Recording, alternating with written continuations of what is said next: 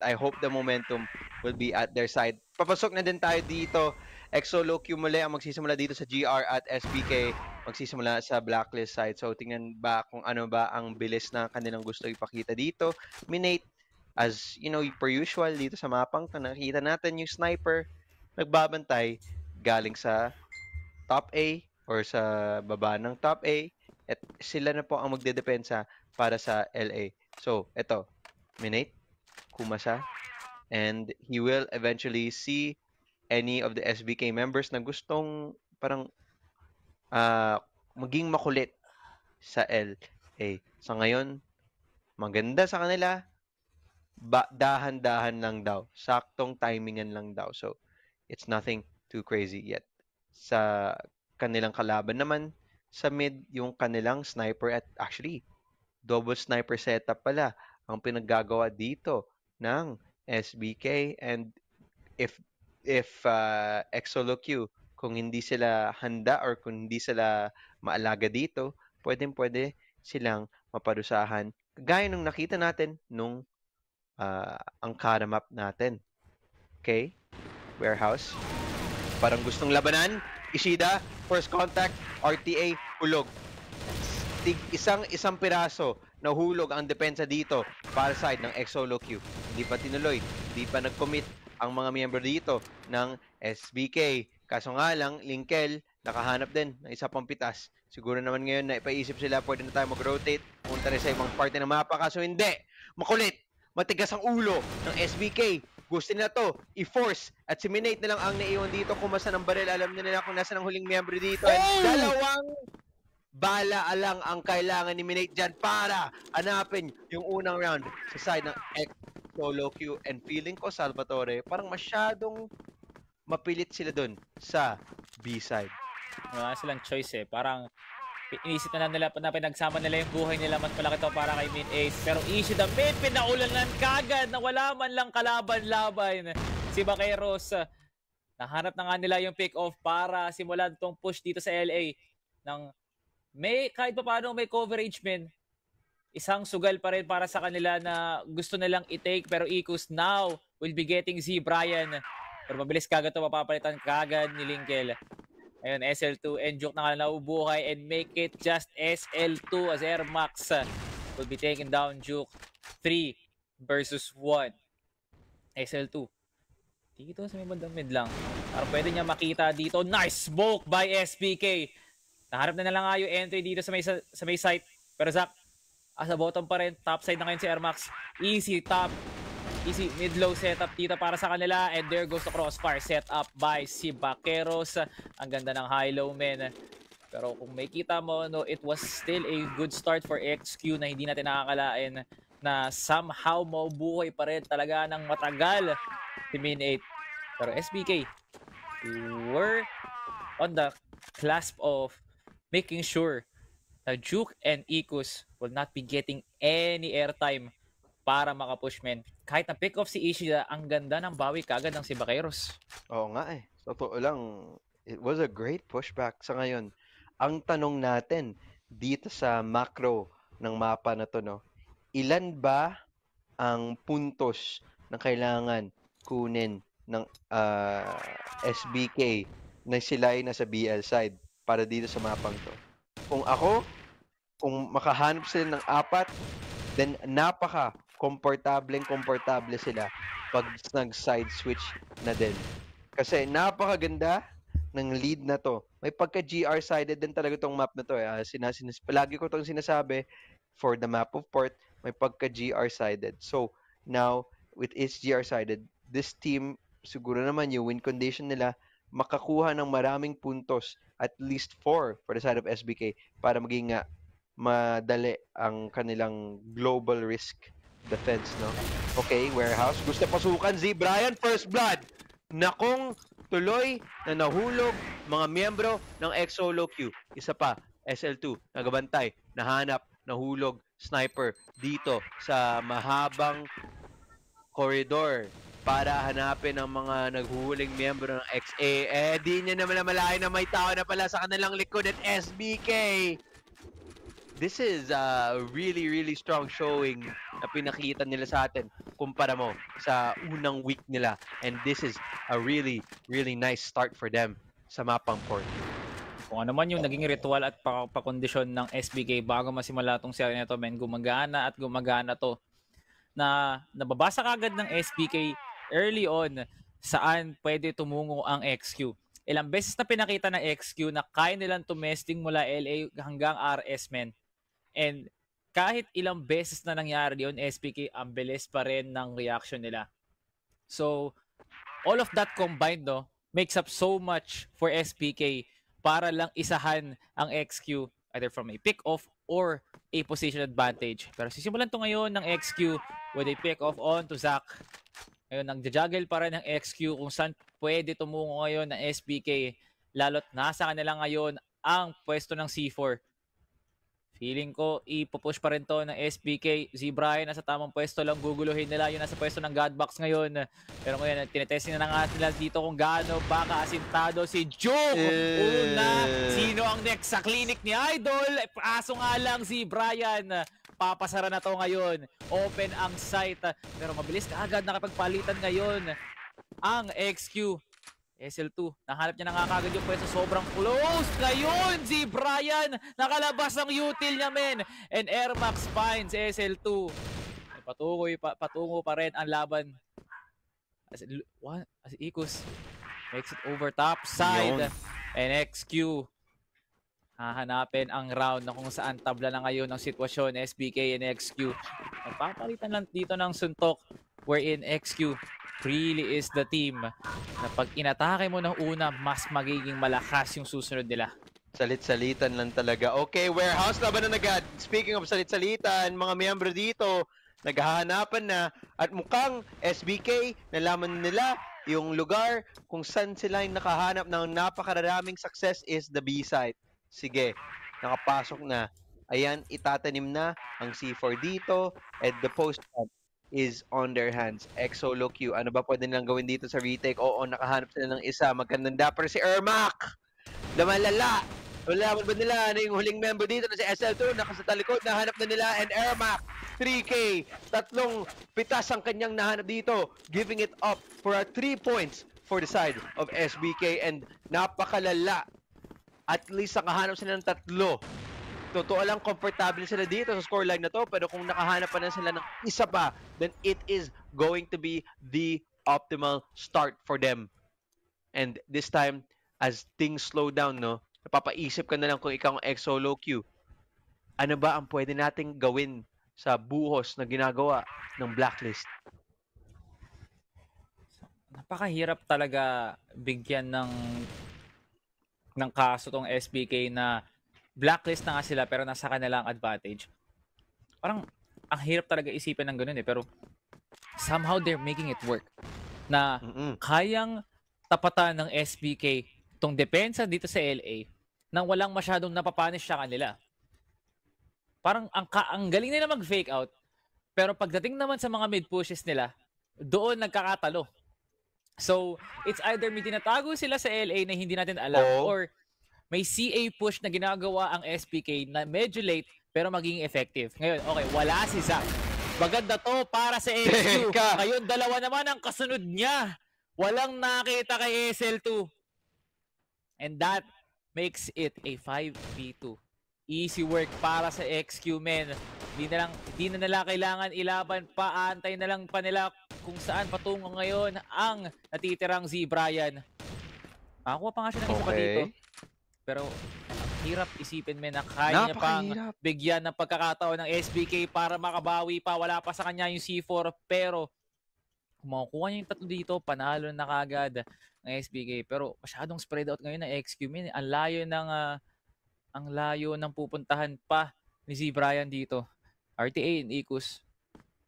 Hindi ko alam, men, kung ano yung pwedeng maging play ng XQ. Aantayin nga ba nila si Z-Brian o sila mismo ang pupunta sa lunggaan ng natitirang miyembro ng SBK? 20 seconds, men. RTA caught lacking nga si Z-Brian. And there goes XQ with a tie round. So, Solo Q, palaban pa din. Tingnan ba naman SBK? sa tingin ko kailangan nila ituloy yung kanilang mabilisang tulak, yung mga buwas sa kanilang ginagawa and sinabi ko, parang yun yung ginawa naman nila, no? Hindi sa B site, this time sa A site. Minate, ipit na ipit dito sa taas. Kaso nga lang, yung rest back ng X Solo Q, nandyan na. Likod, backstab, galing kay Zac. Kaso nga lang, nandyan na si Ikus sa mid side and they are able to take this free site. Alam ba nila kung saan siya nakapwesto? Alam na. And SBK, 4 na ang kanilang nakuha. And I can safely say, no, Salvatore, komportable na sila dito sa first half na to. And I like that they switch up the pace to what works for them. Kumbaga, nakita nila, gumagana yung mabilisang laro. And sinabi nila, di pa natin to nagawa dito sa A, so gawin na nga natin. And siguro, nabigla ang X Solo Q at hindi nila mapantayan yung bilis na ginawa dito ng SBK. Sa ngayon, iba naman ang bilis ng ginawa. Mas mabagal na, mas pasyente na, at tingnan mo ba naman kung nakapaghanap sila ng tamang bukas dito sa kanilang depensa. Hindi ko lang sure kung gagawin pa rin yun SPK no? Parang ginawa nila nung una. Parang may elemento talaga na magpipigil sa kanila na gawin yun ulit eh. It's the risk eh. Parang hindi naman ganun ka-epektibo talaga o pulido yung aggressive push na ginagawa ng SPK. Ilang beses na rin yung to nabasa ng XQ. Wala na check ng corner, Ben! Nahanap na ng XQ. Yung round na kanina pa nilang hinahangad. Finally, they're now punishing SBK for their all doings, man. SL2 finds si Brian. Pero ngayon si Airmax na lang natitira.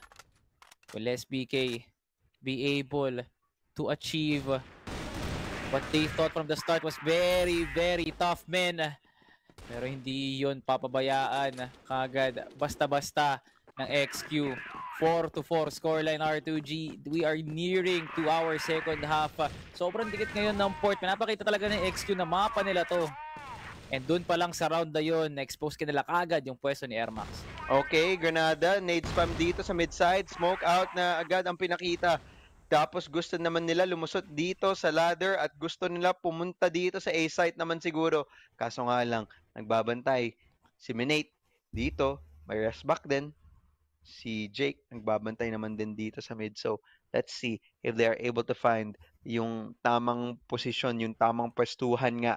Flashbang, ang unang pirasong utility na kailangan nila para buksan itong A-site na to. Kaso nga lang masyadong maganda ang depensa na ginagawa dito ng X Solo Q. At mahirap ito ipasukan. Okay, there it is. The first one, Z-Brian. Nahanap si Jake. Ulog na ang kasamang ang core, yung protector ng sniper. And nahulog na din ang mga nagdedepensa dito sa A-site. Nakahanap sila ng butas.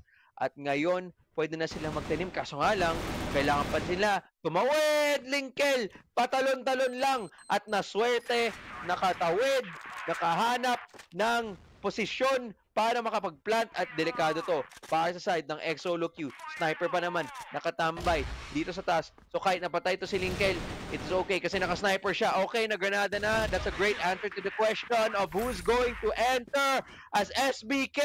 5 naman na ang kanilang nahanap dito sa BL side. Sa ngayon, sa side switch, maiisipan mo na lang na sa kanila ang lamang for this second half. Maabot na hanggang kabilang tenga yung ngiti ngayon ni Linkel, knowing na ito na yung pwesto na kanina niya pa hinahangad.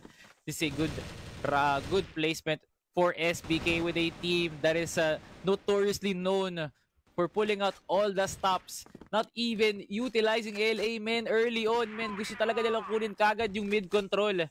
And feel ko, pag nakuha na nga nila yung connector dito, XQ, medyo matatrap sila. Hindi sila kagad makakapag-push basta-basta. Pero ayun no, pwedeng madaling ngayon si RTA. May kita siya ni Linkel dito.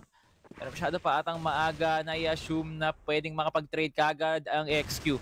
Dalawa na wala ngayon for SPK. Na-expose na ngayon ang pwesto ng si Baqueros. Just like that, main 8 from the backside finds Linkel. And Juke makukuha rin si Airmax. Ano nang natitira? Ishida. Kaya pa rin ba to ng SBK? Hindi na. Min 8. Be finding the key, men.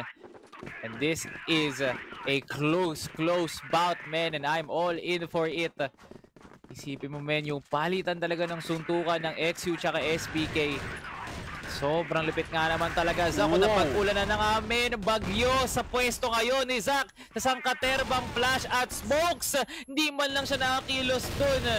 And Juke guns him down. Ikus will be getting Linkel as well. And si Vaqueros. Ang dalawang yan, men, ang nabubuhay.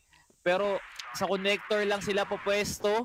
Feeling ko, men, hindi ito madali para sa si Vaqueros ngayon. Tinaman naman yung push na ginagawa ng si Vaqueros para lang makakuha ng dalawa. Pero 1v3 pa rin ang usapan. Si Brian juggle left to right. Pero masyadong maganda yung smoke dito. Min 8 from 8 top gets Z Brian. And XQ gets a 2-piece. Yung last half sinabi ko, parang masyadong mabilis ang pinaggagawa ng SBK para sa depensa ng X-Solo Q. Ngayon pumunta tayo dito sa second half, mukhang parehas lang din ang istorya. This time around, nagsipalitan na sila.